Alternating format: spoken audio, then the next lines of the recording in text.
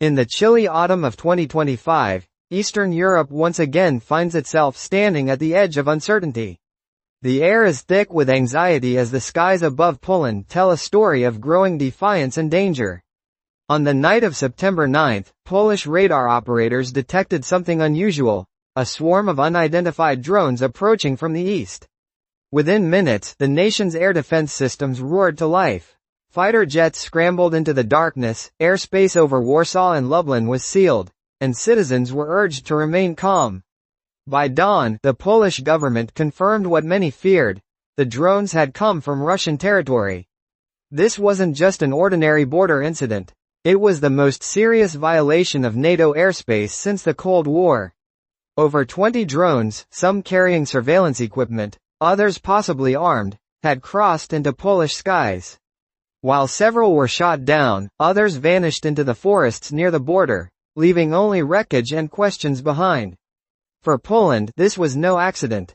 Officials declared it a deliberate test of NATO's readiness, a signal from Moscow that the war in Ukraine was no longer contained within its borders. In response, NATO activated Operation Eastern Sentry, a massive show of strength along its eastern flank. Fighter jets from Germany, the Netherlands, and France began patrolling Polish airspace.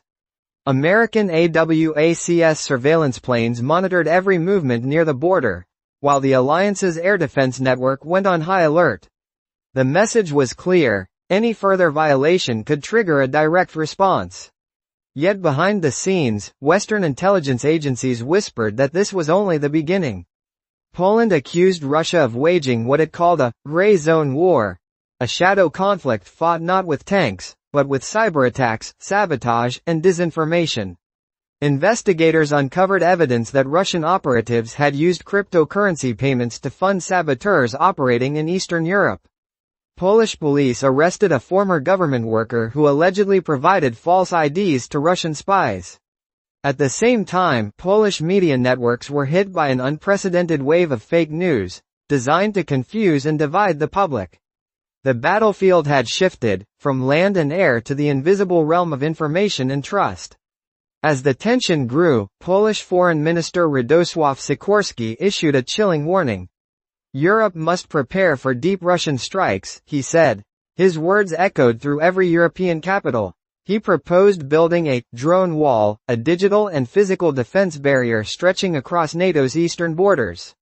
Meanwhile, the Polish government closed Russia's consulate in Poznan, accusing it of espionage, and Moscow quickly retaliated by shutting down Poland's consulate in Kaliningrad.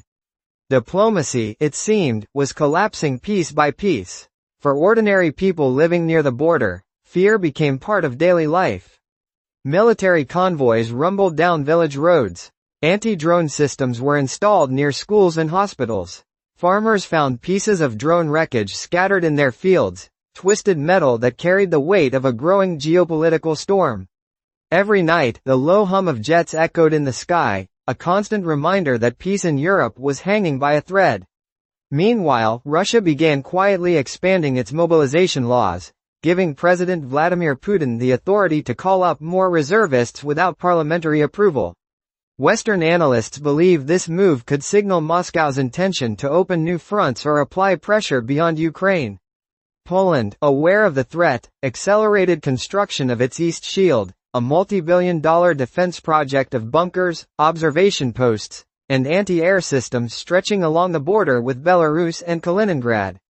As October unfolds, the situation remains dangerously unpredictable. NATO intelligence warns of more drone incursions and cyber offensives, while the European Union describes Russia's tactics as part of a gray zone campaign, a deliberate attempt to keep Europe in a constant state of tension without triggering an all-out war.